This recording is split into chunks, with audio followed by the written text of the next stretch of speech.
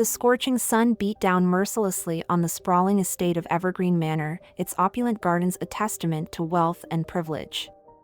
Amidst the meticulously manicured lawns and vibrant flower beds, a lone figure toiled tirelessly, his weathered hands tending to each plant with a gentleness that belied his hardened exterior. This was Jack Martinez, the estate's gardener, a man whose humble demeanor and kind heart stood in stark contrast to the world of excess that surrounded him. At 45 years old, Jack's face bore the lines of a life filled with hardship and struggle. His deep brown eyes, however, held a warmth that seemed to nurture the very flowers he cared for. Dressed in simple, worn clothing, he moved with purpose and grace, his connection to the earth evident in every careful movement. From the grand terrace of Evergreen Manor, Victoria Blackwell observed Jack's work with a mix of disdain and amusement. At 38, Victoria was the epitome of high society, beautiful, refined, and utterly ruthless. Her perfectly coiffed blonde hair and designer outfit spoke volumes of her status as the lady of the manor. "Eduardo, darling," Victoria called out to her husband, who lounged nearby, sipping an expensive whiskey.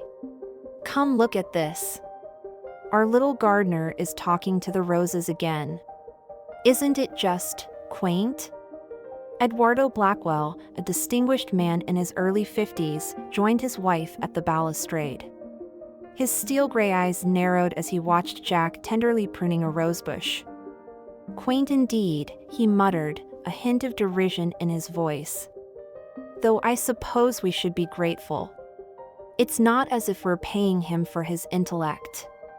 Victoria's tinkling laugh echoed across the garden, causing Jack to look up momentarily. His eyes met those of his employer's, and he offered a small, polite nod before returning to his work. If the couple's mockery bothered him, he showed no sign of it. "Oh, Eduardo," Victoria sighed dramatically, "sometimes I wonder why we keep him around. Surely we could find someone more suitable for Evergreen Manor." Eduardo shrugged, swirling the amber liquid in his crystal tumbler. "He works for next to nothing, my dear. And despite his eccentricities, the gardens have never looked better. Besides," he added with a smirk, "every royal court needs its jester, doesn't it?" Their laughter carried across the manicured lawns, a cruel soundtrack to Jack's quiet labor. Yet, if one looked closely, they might have noticed the slight tensing of his shoulders, the only indication that their words had reached him. As the sun began to set, painting the sky in hues of orange and pink, Jack gathered his tools and prepared to leave for the day. He was just about to exit through the ornate wrought iron gates when a voice called out to him. "Mr. Martinez. Wait a moment, please." Jack turned to see young Ethan Blackwell, Eduardo, and Victoria's 17-year-old son, jogging towards him. Unlike his parents, Ethan's face held genuine warmth and curiosity. "Good evening, Mr. Ethan," Jack said softly, his voice carrying a slight accent. "How can I help you?" Ethan caught up, slightly out of breath. I was wondering if you could teach me about gardening sometime? The way you work with the plants, it's like magic." Jack's eyes widened in surprise, a small smile tugging at the corners of his mouth. "It would be my pleasure, Mr. Ethan. But are you sure your parents would approve?" Ethan's face fell slightly. "They don't have to know. Please, Jack. I mean, Mr. Martinez. There's so much I could learn from you." Jack hesitated for a moment, then nodded. "Very well. We can start tomorrow afternoon if you'd like. Meet me by the old greenhouse after your tutoring sessions." Ethan's face lit up with excitement. "Thank you. I'll be there, I promise." As Jack watched the young man bound back towards the house, he couldn't help but feel a glimmer of hope. Perhaps not all was lost in this world of privilege and disdain. Little did Jack know that this simple act of kindness would set in motion a chain of events that would shake the very foundations of Evergreen Manor and reveal long-buried secrets that would change everything. The following day, as promised, Ethan met Jack at the old greenhouse. The structure stood at the far end of the property, its glass panels clouded with age and neglect. It was a stark contrast to the meticulously maintained gardens that surrounded it. "Why are we meeting here?" Ethan asked, his curiosity evident in his voice. Jack smiled softly, running a hand along the rusted frame of the greenhouse door. "This place holds many secrets, Mr. Ethan. It's where the true magic of Evergreen Manor began." As they stepped inside, Ethan gasped in wonder. Despite its dilapidated exterior, the interior of the greenhouse was a hidden oasis. Rare and exotic plants filled every corner, their vibrant colors and intoxicating scents creating an otherworldly atmosphere. "How is this possible?" Ethan whispered, reaching out to touch a delicate orchid. "I had no idea this was here." Jack's eyes held a mixture of pride and sadness. "Your grandfather, the late Mr. Richard Blackwell, built this greenhouse. He had a passion for botany that rivaled any I've ever seen. We worked side by side for years, cultivating these plants, experimenting with new hybrids." Ethan's brow furrowed in confusion. "But my father always said that grandfather was a businessman through and through. He never mentioned anything about plants." Jack sighed heavily, his weathered hands gently caressing the leaves of a nearby fern. "There's much about your family's history that has been forgotten, Mr. Ethan. Or perhaps deliberately hidden." As they moved deeper into the greenhouse, Jack began to share the story of Evergreen Manor's true origins. He spoke of Richard Blackwell's dreams of creating a botanical wonderland, of the groundbreaking research conducted within these very walls. "Your grandfather's work was revolutionary," Jack explained, his voice filled with reverence. "He believed that certain plant compounds could be used to create new medicines, to heal in ways modern science had yet to discover." Ethan listened, enraptured, as Jack recounted tales of late-night experiments, of breakthroughs and setbacks. It was a side of his family history he had never known existed. "But what happened?" Ethan asked, sensing there was more to the story. "Why was all of this abandoned?" Jack's expression darkened slightly. "That, Mr. Ethan, is a tale for another day. For now, let us focus on the beauty that surrounds us. There is much to learn from these plants if we approach them with open hearts and minds." As the afternoon wore on, Jack taught Ethan the basics of plant care, showing him how to properly water, prune, and nurture the delicate specimens around them. The young man proved to be an eager student, his hands soon covered in dirt as he worked alongside the seasoned gardener. Unbeknownst to them, they were being observed. From a hidden corner of the greenhouse, a pair of steel-gray eyes watched the scene unfold with a mixture of anger and fear. Eduardo Blackwell had followed his son, suspicious of his sudden interest in the grounds. What he witnessed shook him to his core. As Eduardo slipped away, his mind raced with the implications of what he had seen and heard. The greenhouse was supposed to have been locked away forever, its secrets buried along with his father. Now, it seemed, the past was threatening to resurface, and with it, truths that could destroy everything he had built. Back in the manor, Victoria noticed her husband's agitated state as he poured himself a large whiskey, his hands trembling slightly. "Eduardo, darling, what's wrong?" she asked, concern lacing her voice.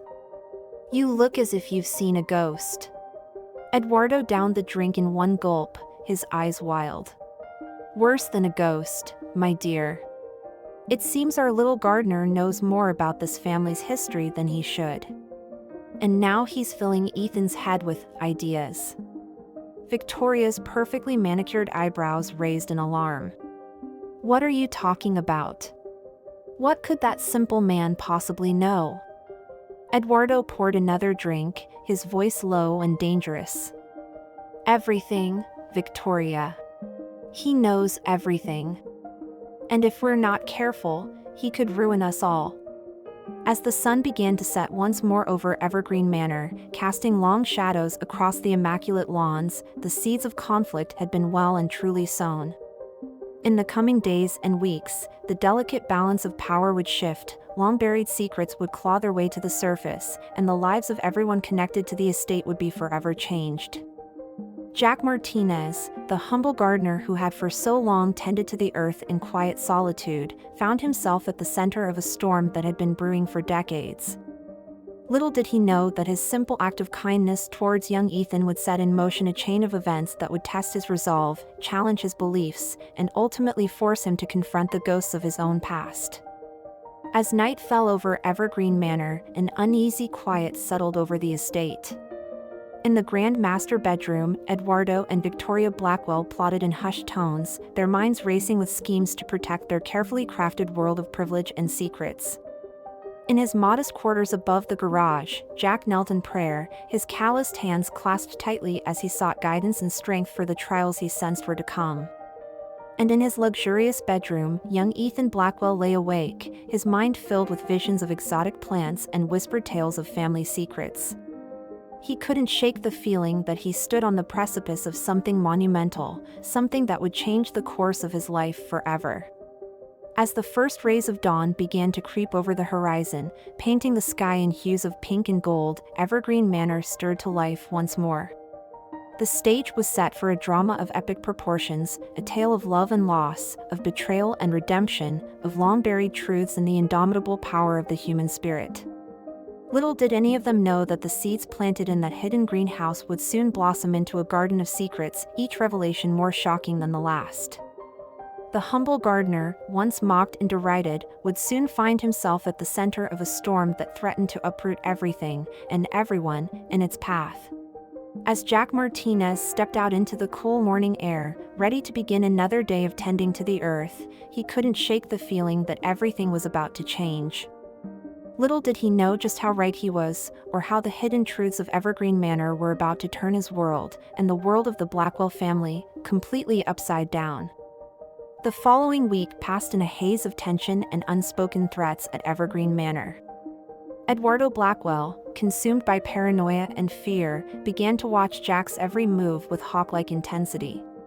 Victoria, sensing her husband's distress but not fully understanding its source, redoubled her efforts to maintain their social standing, throwing lavish parties and charity events that left the local elite buzzing with envy. Caught in the middle of this brewing storm was young Ethan. Despite his father's sudden and inexplicable ban on spending time in the gardens, the boy found every opportunity to slip away and meet with Jack. Their clandestine lessons continued in the old greenhouse, each session revealing more about the fascinating world of botany and the complex history of Evergreen Manor.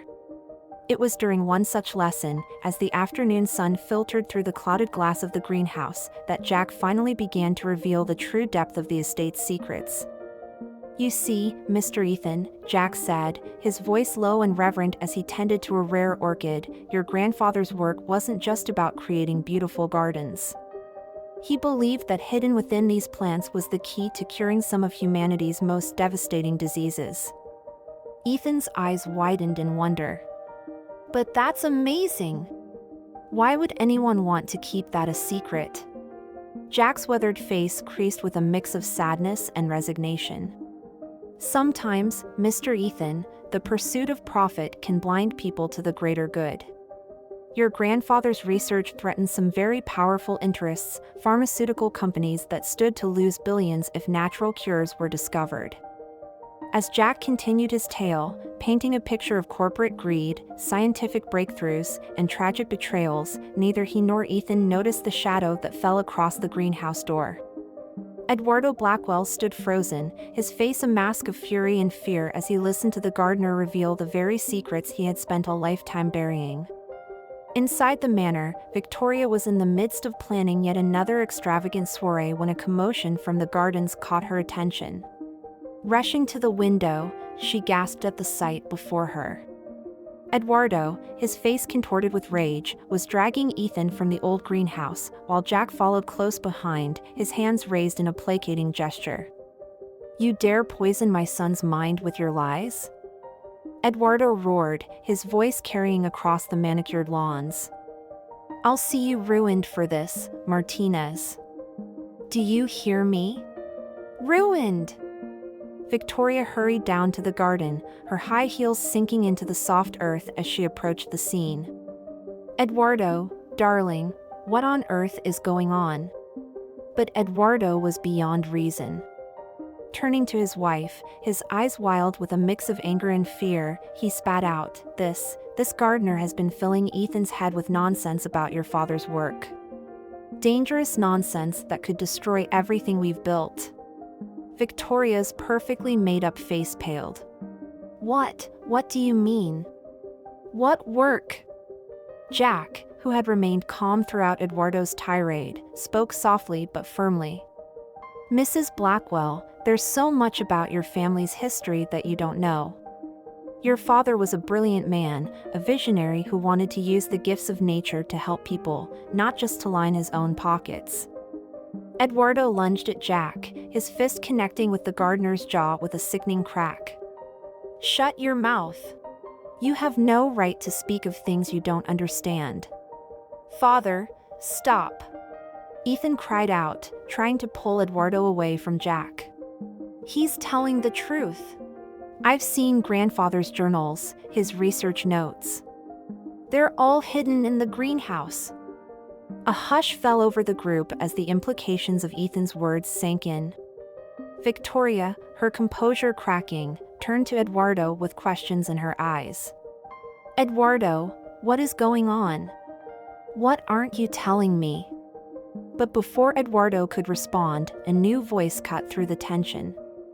"I believe I can answer that, Mrs. Blackwell."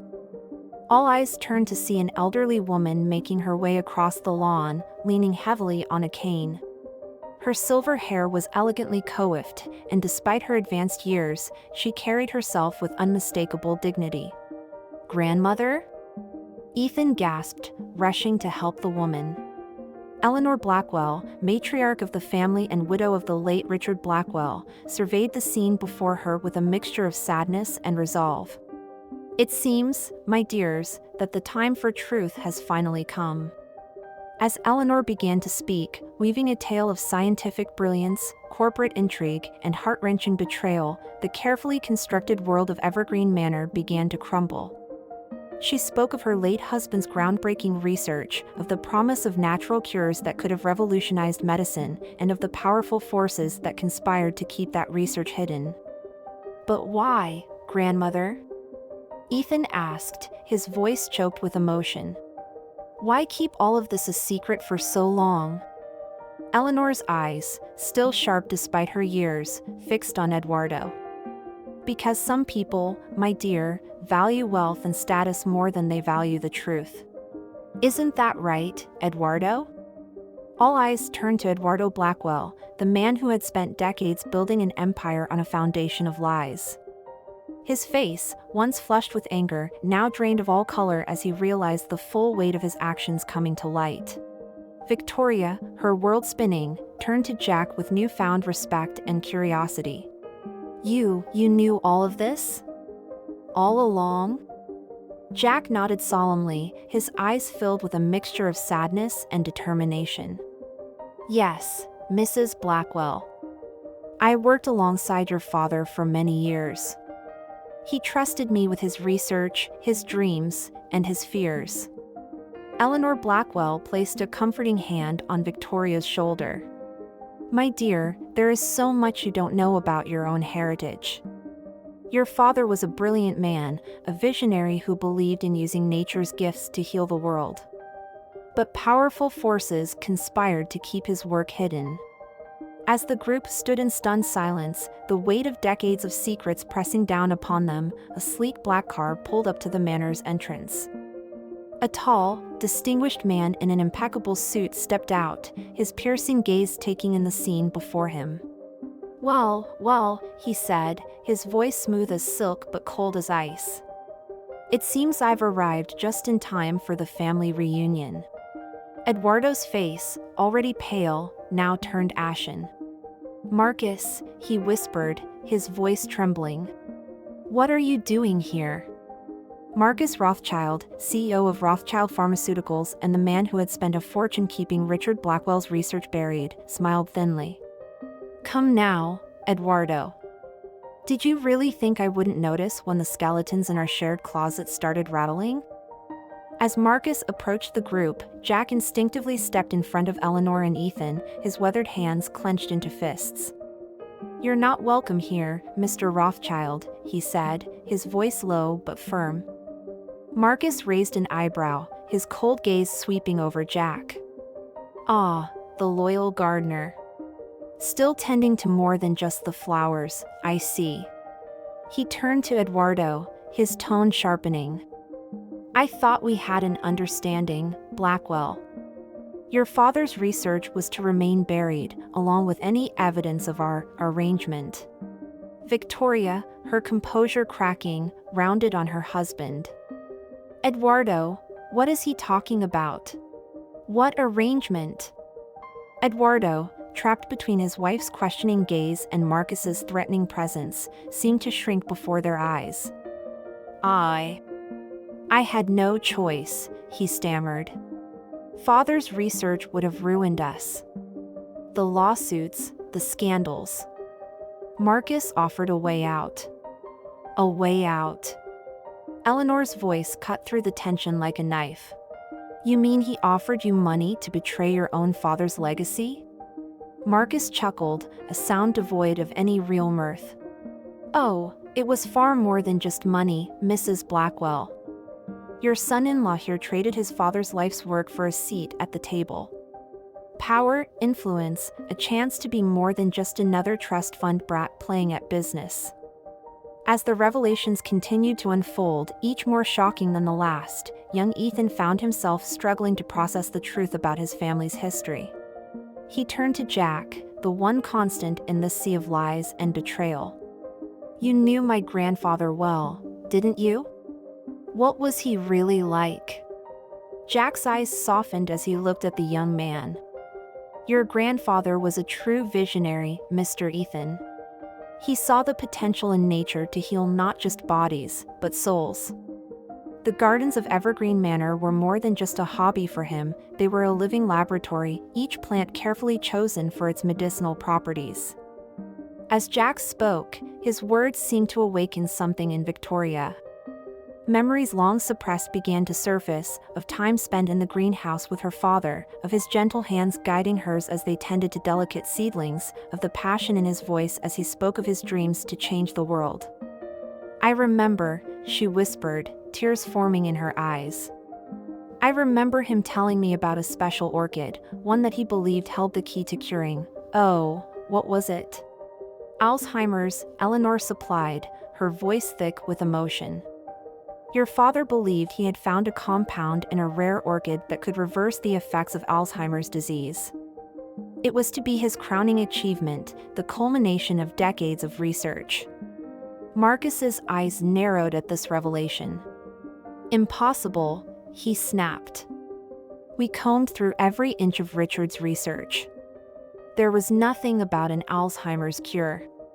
Jack couldn't help but smile, a glimmer of triumph in his eyes. "That's because Mr. Blackwell was smarter than you gave him credit for, Mr. Rothschild. He knew there were those who would stop at nothing to suppress his findings. So he hid them in plain sight, within the very gardens of Evergreen Manor." A gasp rippled through the group as the implications of Jack's words sank in. The gardens, long considered a mere status symbol for the wealthy Blackwell family, were in fact a living, breathing repository of medical breakthroughs. Eduardo, seeing his carefully constructed world crumbling around him, made a desperate lunge for Jack. "You're lying," he snarled. "There's nothing here but dirt and flowers." But before he could reach the gardener, Ethan stepped between them, his young face set in lines of determination. "Stop it, Father. Can't you see? This is bigger than your pride, bigger than all of us. If what Jack and Grandmother are saying is true, we have a responsibility to see Grandfather's work completed." Victoria, tears streaming down her face, moved to stand beside her son. "Ethan's right, Eduardo.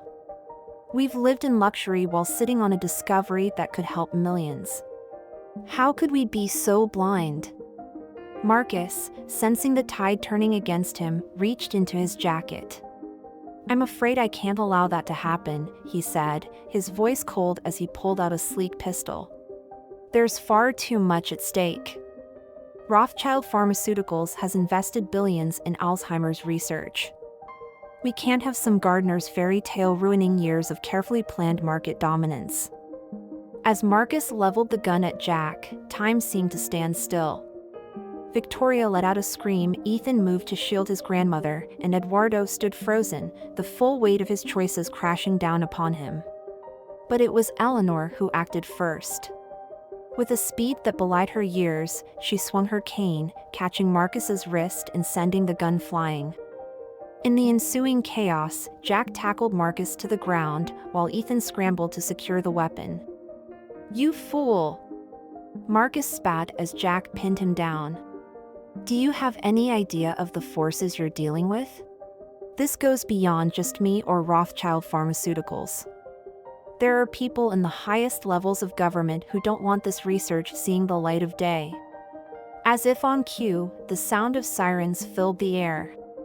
Police cars and unmarked vehicles began pouring through the gates of Evergreen Manor, their lights painting the immaculate lawns in surreal shades of red and blue.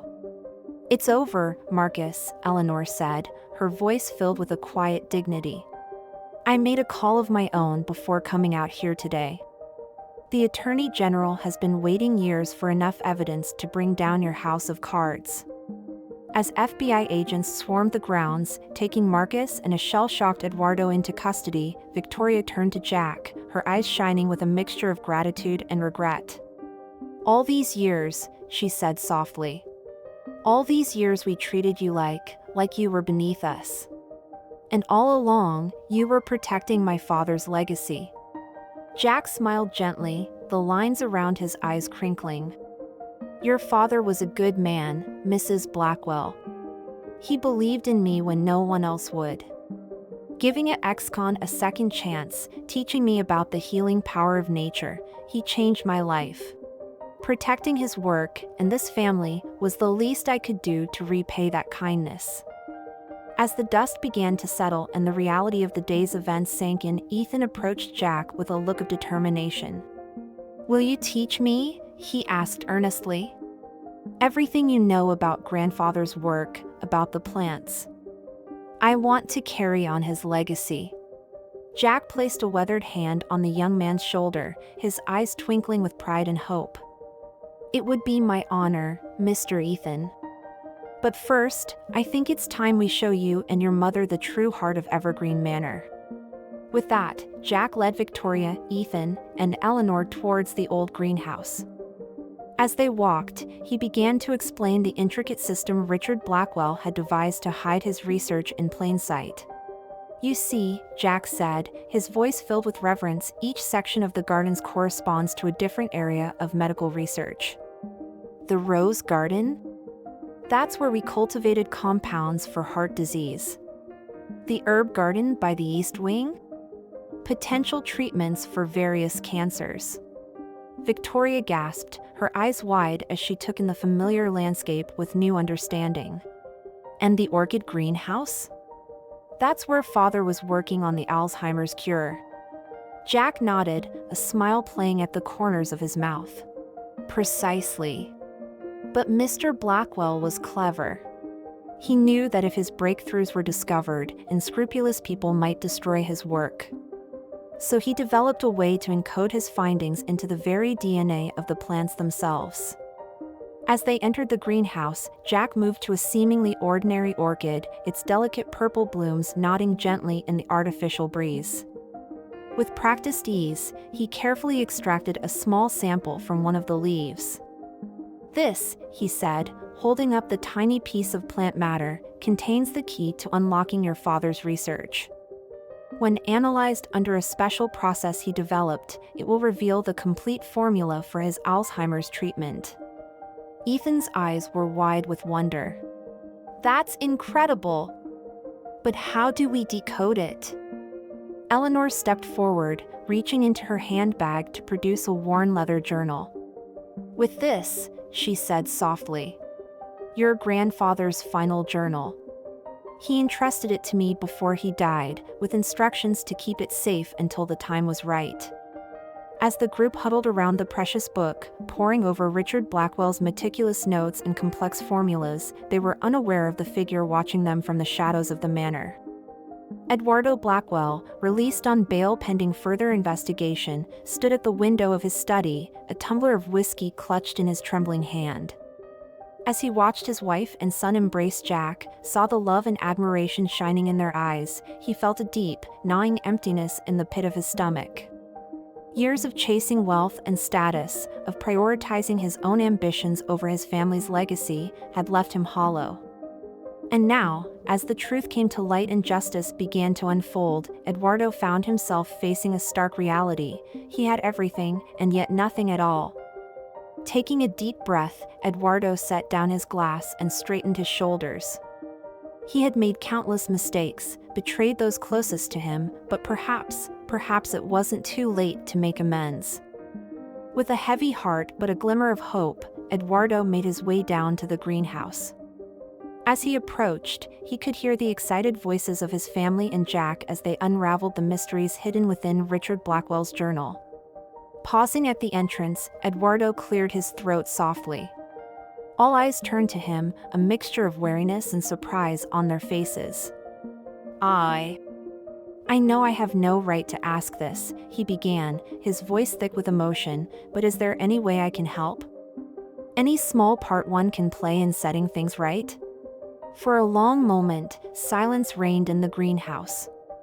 Then, to everyone's surprise, it was Jack who spoke. "Mr. Blackwell," he said, his voice gentle but firm, "your father believed that every person, no matter their past mistakes, had the capacity for growth and change. I think he'd want you to be a part of this." Slowly, tentatively, Victoria extended her hand to her husband. "Come," she said softly. "Help us understand your father's work. Help us make things right." As Eduardo joined the group, his eyes brimming with unshed tears, a palpable sense of healing began to fill the air. The wounds of the past were far from healed, the road ahead far from easy, but in that moment, in the heart of Richard Blackwell's living legacy, a new chapter for Evergreen Manor and its inhabitants began to unfold. Over the next few weeks, Evergreen Manor became a hive of activity.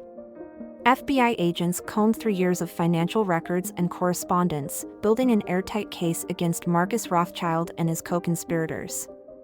Scientists from the nation's top research institutions flocked to the estate, eager to study Richard Blackwell's groundbreaking work. But at the center of it all were Jack, Victoria, Ethan, Eleanor, and, slowly but surely, Eduardo. Together, they worked tirelessly to unravel the complex codes hidden within the plants, cross-referencing them with Richard's journal to piece together his revolutionary discoveries. Ethan, in particular, threw himself into the work with a passion that would have made his grandfather proud. Under Jack's patient tutelage, he quickly grasped the intricacies of botany and biochemistry, his young mind making connections that sometimes eluded even the seasoned scientists. One evening, as the sun set over Evergreen Manor, painting the sky in breathtaking hues of orange and pink, the group gathered in the greenhouse to celebrate a major breakthrough. They had successfully synthesized the compound Richard Blackwell had believed could reverse the effects of Alzheimer's. As Victoria poured champagne into delicate flutes, her eyes shining with pride and excitement, Jack raised his glass in a toast. "To Richard Blackwell," he said, his voice thick with emotion. "A man who saw the healing power of nature and dared to dream of a better world. And to all of you, for having the courage to bring that dream to life." As they clinked glasses, a sense of accomplishment and hope filled the air. But their celebration was soon interrupted by the arrival of an unexpected visitor. Dr. Amelia Chen, a world-renowned neurologist who had been consulting on the project, burst into the greenhouse, her face flushed with excitement. "It works!" she exclaimed, waving a sheaf of papers. "The preliminary trials," The results are beyond anything we could have hoped for." A hush fell over the group as Dr. Chen explained the findings. The compound, when administered to mice with Alzheimer's-like symptoms, had not only halted the progression of the disease but had actually reversed some of the cognitive decline. "Of course, we're still a long way from human trials," Dr. Chen cautioned, "but this could change everything. Millions of lives could be improved, families spared the heartache of watching their loved ones slip away." As the implications of the news sank in, emotions ran high. Victoria and Eleanor embraced, tears streaming down their faces. Ethan whooped with joy, pulling Jack into a bear hug. And Eduardo. Eduardo stood silently, a look of wonder and regret etched on his face. "He did it," Eduardo whispered, more to himself than anyone else. "Father really did it. And I almost buried it all for the sake of profit." Jack, overhearing Eduardo's words, placed a comforting hand on his shoulder. "Your father always believed in second chances, Mr. Blackwell. He'd be proud to see you here, helping to bring his work to light." As the evening wore on and plans were made for the next phases of research and development, a sense of purpose and unity settled over the group.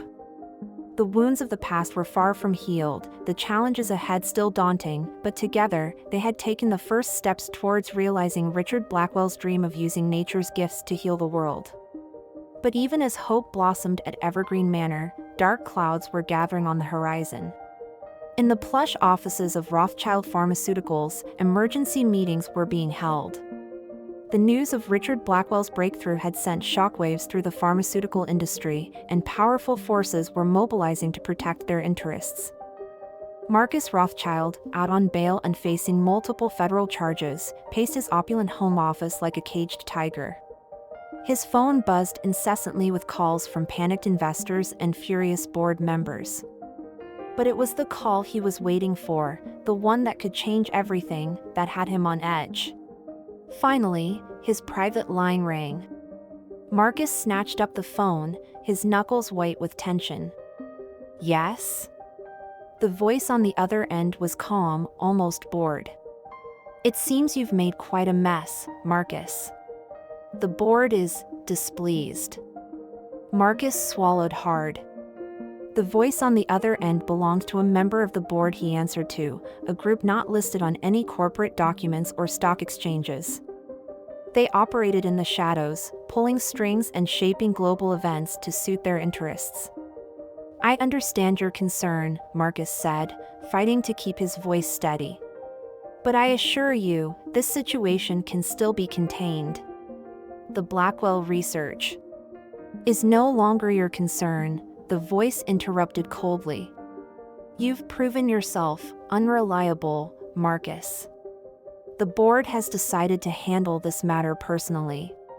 The line went dead, leaving Marcus staring at the phone in horror. He knew what handling it personally meant. The Blackwells, their gardener, and anyone else involved in bringing Richard's research to light were now in grave danger. For a moment, Marcus considered warning them. But self-preservation quickly won out. He had to find a way to salvage his own position, his own life. With shaking hands, he began making calls, setting in motion his own desperate plan for survival. Meanwhile, blissfully unaware of the storm brewing around them, the inhabitants of Evergreen Manor were celebrating their breakthrough. The greenhouse, once a place of secrets and sorrow, now buzzed with excitement and hope. Victoria, her eyes shining with a mixture of pride and remorse, raised her glass. "To my father," she said, her voice thick with emotion. "And to Jack, who kept his dream alive all these years. I'm sorry it took us so long to see your true worth." Jack, unused to being the center of attention, ducked his head modestly. "I just did what Mr. Blackwell would have wanted. He always said that true wealth wasn't in bank accounts or stock portfolios, but in the power to make the world a little bit better." Ethan, practically vibrating with excitement, couldn't contain himself any longer. "But what happens now?" he asked, looking around at the assembled group.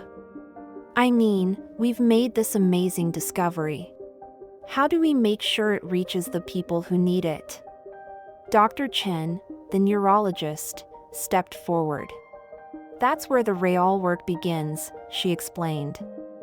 We'll need to conduct extensive clinical trials, navigate complex regulatory processes, and, she added, her expression growing serious, we'll need to be prepared for pushback from pharmaceutical companies who stand to lose billions if this treatment reaches the market. Eduardo, who had been uncharacteristically quiet throughout the celebration, cleared his throat. I may be able to help with that, he said hesitantly. All eyes turned to him, a mixture of surprise and wariness on their faces. I know I've made terrible mistakes, Eduardo continued, his voice growing stronger. I betrayed my father's legacy, put profit above people's lives. But I also know how companies like Rothschild Pharmaceuticals operate. I know their weaknesses, their pressure points. If you'll let me, I want to use that knowledge to help protect this discovery and make sure it reaches those who need it most. A heavy silence fell over the greenhouse. Victoria studied her husband's face, searching for any sign of deception. But all she saw was remorse and a desperate desire for redemption. Finally, it was Eleanor who spoke. Richard always believed in second chances, she said softly. He gave one to Jack all those years ago. Perhaps it's time we extended the same courtesy to you, Eduardo. Slowly, tentatively, the group began to nod. It wouldn't be easy to trust Eduardo again, but his insider knowledge could prove invaluable in the fights to come. As the celebration wound down and plans were made for the days ahead, none of them could have imagined the true scale of the forces aligning against them. In luxurious boardrooms and shadowy back rooms across the globe, powerful individuals were already mobilizing to protect their interests. The next morning dawned bright and clear, but there was a tension in the air at Evergreen Manor. As the team gathered in the main house to begin outlining their strategy for bringing Richard Blackwell's discovery to the world, they were interrupted by the sound of vehicles approaching. Jack, ever vigilant, was the first to the window. His face paled at what he saw. "We've got company," he said grimly. "And I don't think they're here to congratulate us." Outside, a convoy of black SUVs had pulled up to the manor. Men in dark suits and sunglasses were already fanning out across the property, their movements precise and menacing. "FBI?" Ethan asked hopefully, but Eduardo shook his head. "Worse," he said, his voice tight with fear. "Private security. I recognize the insignia on their jackets. They work for a firm that's often contracted by people who prefer to operate outside the law." Victoria's hand flew to her mouth. "Oh God," she whispered. "What do we do?" For a moment, panic threatened to overwhelm them. But then Jack, the humble gardener who had weathered so many storms, stepped forward. "We do what your father would have done," he said firmly. "We stand our ground and we fight for what's right. Mrs. Eleanor, is there a safe place we can secure the research materials?" Eleanor nodded, her aged face set in determined lines. Richard had a hidden vault installed in the library. It's behind the portrait of his father. The combination is our wedding date. As Eleanor and Dr. Chen hurried to secure the precious research, Jack turned to Eduardo. "Mr. Blackwell, I need you to buy us some time. You know how these people operate. Go out there and do what you do best. Negotiate, stall, whatever it takes." Eduardo nodded grimly, straightening his tie as he prepared to face the men outside. For the first time in years, he felt a sense of purpose that had nothing to do with personal gain. "Victoria, Ethan," Jack continued, "I need you to start calling everyone you know. Journalists, politicians, anyone who might be able to shine a light on what's happening here. The more attention we can draw to this situation, the safer we'll be. As the group sprang into action, Jack allowed himself a moment of quiet reflection. He thought of Richard Blackwell, of the trust the old man had placed in him all those years ago. "I won't let you down, sir," he whispered. "Not this time."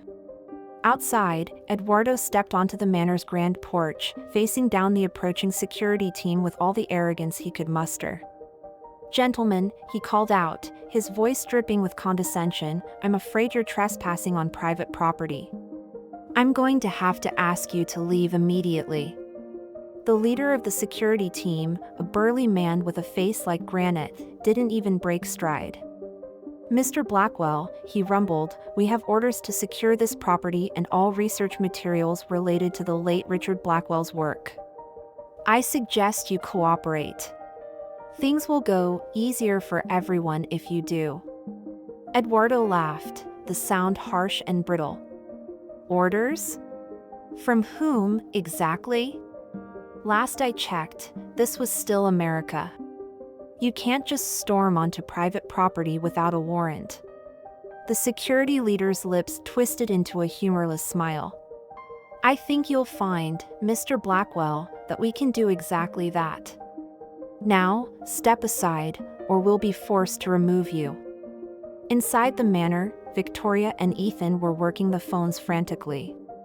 Years of moving in high society circles were finally paying off as they called in every favor, pulled every string they could think of.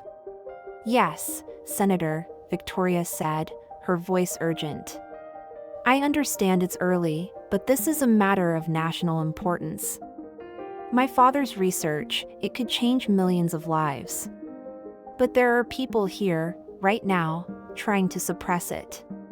We need your help." Ethan, meanwhile, was on a video call with a childhood friend who now worked as a producer at a major news network. "Listen, Tommy," he pleaded, "I know it sounds crazy, but I swear it's all true. Just get a camera crew out here. What's happening at Evergreen Manor right now, it's the story of the century." In the library, Eleanor and Dr. Chin worked quickly to secure the research materials in the hidden vault. As she input the combination, Eleanor's mind wandered to happier times. She could almost hear Richard's laugh, see the twinkle in his eye as he showed her the secret compartment. "My brilliant, wonderful fool," she murmured, a sad smile playing on her lips. "You always knew this day might come, didn't you?" Dr. Chin placed a comforting hand on the older woman's shoulder. "Your husband was a visionary, Mrs. Blackwell. And thanks to you, and Jack, and all of us, his vision will finally be realized." Just as they finished securing the last of the documents, a commotion from outside drew their attention. The sound of breaking glass and shouts echoed through the manor. "They're in," Dr. Chin whispered, her face pale with fear. Eleanor squared her shoulders, a fierce light coming into her eyes. "Then we'll just have to be braver than we've ever been," she said firmly. "Come, my dear. Let's show these ruffians what the women of Evergreen Manor are made of." As they made their way back to the main hall, they found chaos unfolding. The security team had breached the manor, and a tense standoff was underway. Eduardo stood at the foot of the grand staircase, bruised but defiant, while Jack positioned himself protectively in front of Victoria and Ethan. The security leader, now inside the manor, looked around with cold assessment. "Enough games," he growled. "Where is Blackwell's research? Hand it over now, and we can end this peacefully." Jack stepped forward, his weathered face set in determined lines. "There is no research here," he said calmly. "Just a family trying to honor a good man's memory. Whatever you're looking for, you won't find it at Evergreen Manor." The security leader's eyes narrowed dangerously. "Search the place," he barked to his team. "Tear it apart if you have to. And if anyone tries to interfere." He let the threat hang in the air, his hand resting meaningfully on the gun at his hip. As the security team began to fan out through the manor, a new sound cut through the tension. Sirens, growing louder by the second. Ethan couldn't suppress a grin. "Sounds like the cavalry's arrived," he said, his voice filled with relief. The security leader's face contorted with fury. "Who did you call?" he demanded, rounding on Eduardo. "You'll regret this, Blackwell. All of you will." But before he could make good on his threat, the manor's grand doors burst open.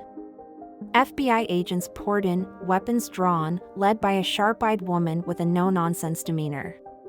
"Federal agents," she shouted. "Everyone freeze!" The security team, caught off guard, had no choice but to comply. As they were disarmed and cuffed, the FBI agent in charge approached the Blackwell family and their allies. "Agent Sarah Hawkins," she introduced herself. "We received multiple reports of a disturbance at this address. But I have a feeling there's a lot more going on here than a simple break-in. Would someone like to fill me in?" Over the next few hours, the story of Richard Blackwell's groundbreaking research, Jack's years of secret guardianship, and the conspiracy to suppress the discoveries came to light. Agent Hawkins listened with growing amazement and concern. "This is unprecedented," she said finally. "The implications of this research, the scale of the cover-up, it goes beyond anything we've dealt with before. You'll all need to come in for formal statements, of course. And we'll need to secure the research materials." Eleanor stepped forward, her head held high. "I'm afraid that won't be possible, Agent Hawkins. My husband's work is no longer at Evergreen Manor." A hush fell over the room. Even Jack looked at Eleanor in surprise. "You see," Eleanor continued, a sly smile playing at the corners of her mouth, "while all this commotion was going on, a dear old friend of mine was quietly making copies of all our findings. By now, those copies are in the hands of trusted individuals across the globe, scientists, journalists, policymakers. If anything happens to us, or if there's any attempt to suppress this research, it will all go public." Agent Hawkins couldn't help but look impressed. "That's quite a failsafe, Mrs. Blackwell. I don't suppose you'd be willing to share the names of these individuals?" Eleanor's smile widened. "Now, Agent Hawkins, a lady must have some secrets. Suffice it to say, Richard's work is safe. And soon, very soon, it will change the world." As the FBI began processing the scene and taking statements, a sense of cautious triumph settled over the Blackwell family and their allies.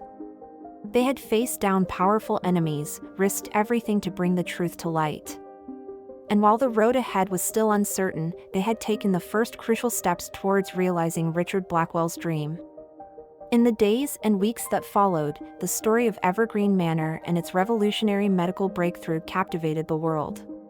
Headlines blared, talk shows buzzed, and social media exploded with discussions of the potential ramifications of Richard Blackwell's research. Pharmaceutical companies scrambled to adjust their strategies, with some attempting to discredit the findings while others sought to partner with the Blackwell estate. Politicians debated the implications for healthcare policy, and medical researchers around the globe clamored for access to the groundbreaking data. Through it all, the inhabitants of Evergreen Manor stood strong, united in their commitment to seeing Richard's work through to its ultimate goal, helping millions of people suffering from Alzheimer's and other degenerative diseases. Victoria, who had once dismissed Jack as a mere servant, now worked tirelessly alongside him to manage the estate's newfound role as a center for cutting-edge medical research. Her social connections, combined with Jack's deep understanding of Richard's work, proved to be a formidable combination. Ethan threw himself into his studies with renewed vigor, determined to follow in his grandfather's footsteps. Under Jack's patient tutelage, he quickly became proficient in botany and biochemistry, his young mind making connections that sometimes eluded even seasoned researchers. Eduardo, seeking to make amends for his past mistakes, used his business acumen to navigate the complex world of patents and medical regulations. He worked tirelessly to ensure that Richard's discoveries would be accessible to all, not just those who could afford expensive treatments. Eleanor, the family matriarch, became a powerful advocate for Alzheimer's research and patients' rights. Her grace, wisdom, and first-hand experience with the devastating effects of the disease made her a compelling voice in the ongoing national conversation. And Jack, the humble gardener who had guarded Richard Blackwell's legacy for so long, found himself thrust into a role he had never imagined. As the world clamored to understand the miraculous plants of Evergreen Manor, Jack became a sought-after expert, his gentle wisdom and deep knowledge earning him respect from scientists and laypeople alike. One warm summer evening, about a year after the dramatic events that had changed everything, the extended Blackwell family gathered in the garden for a quiet celebration. The first human trials of Richard's Alzheimer's treatment were showing incredibly promising results, bringing hope to millions around the world. As they sat around a table laden with food and drink, each of them took a moment to reflect on the journey that had brought them to this point. Victoria raised her glass, her eyes shining with unshed tears. "To my father," she said softly, "who never lost sight of what truly mattered, even when those around him did." And to Jack, she added, smiling warmly at the man who had become like a second father to her, who kept that vision alive when all seemed lost. Jack ducked his head modestly, but Ethan wouldn't let him off so easily. "Come on, Jack," the young man urged. "You're as much a part of this family as any of us. More, maybe. Tell us what you're thinking." Jack was quiet for a moment, his weathered hands cradling his glass as he gazed out over the gardens he had tended for so many years. Finally, he spoke, his voice soft but filled with emotion. "I'm thinking about something Mr. Blackwell, Richard, said to me long ago," he began. "It was just after he'd given me a job here, when most folks wouldn't look twice at an ex-con trying to turn his life around. He told me, 'Jack, the most beautiful gardens grow from the richest compost. Our mistakes, our failures, our darkest moments, they're the soil from which our greatest triumphs can bloom.'" Jack paused, looking around at the faces of those gathered, Victoria and Eduardo, their love rekindled through shared purpose, Ethan, his young face alight with passion and determination, Eleanor, her eyes twinkling with the wisdom of years, and Dr. Chen, who had become an integral part of their unconventional family. "I never fully understood what he meant back then," Jack continued, his voice thick with emotion. "But looking at all of you now, seeing how we've grown from our struggles, how we've come together to create something beautiful and meaningful, I think I finally get it. We're living proof of Richard's wisdom." Eduardo, who had been uncharacteristically quiet, cleared his throat. I owe all of you an apology," he said, his voice wavering slightly. "Especially you, Jack. For years, I saw you as nothing more than a servant, someone beneath my notice. I was so blinded by greed and ambition that I couldn't see the true wealth right in front of me, the wealth of knowledge, of compassion, of family." Victoria squeezed her husband's hand, offering silent support as he continued. "I betrayed my father's legacy, put profit above people's lives. But thanks to all of you, I've been given a second chance. A chance to be the man my father always believed I could be. I promise you, I won't waste it." Ethan, never one for prolonged solemnity, raised his glass with a grin. "To second chances, then. And to Grandpa Richard, whose crazy plant obsession is going to change the world." Laughter rippled around the table, a joyous sound that seemed to make the flowers in the garden bloom a little brighter. As the evening wore on, talk turned to the future. Dr. Chen shared exciting updates on the progress of the clinical trials, while Ethan bubbled over with ideas for expanding their research into other areas of medicine. "You know," Victoria mused, "I've been thinking. Evergreen Manor has always been more than just a home. It's been a sanctuary, a place of healing. What if we could share that with others?" Jack leaned forward, intrigued. "What did you have in mind, Mrs. Blackwell?" Victoria's eyes sparkled with excitement. "What if we turned part of the estate into a research center and treatment facility? A place where people suffering from Alzheimer's and other degenerative diseases could come, not just for cutting-edge treatment, but for the kind of holistic care that Dad always believed in. Surrounded by these beautiful gardens, cared for by compassionate people. The idea took hold, sparking a flurry of discussion and planning. As the sun set over Evergreen Manor, painting the sky in brilliant hues of orange and pink, a sense of purpose and hope filled the air.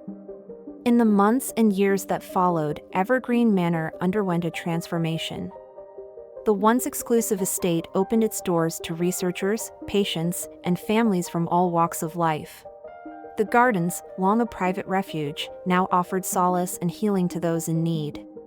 Jack, no longer just a gardener but a respected expert in his own right, led tours and workshops, sharing Richard Blackwell's vision of nature's healing power with a new generation.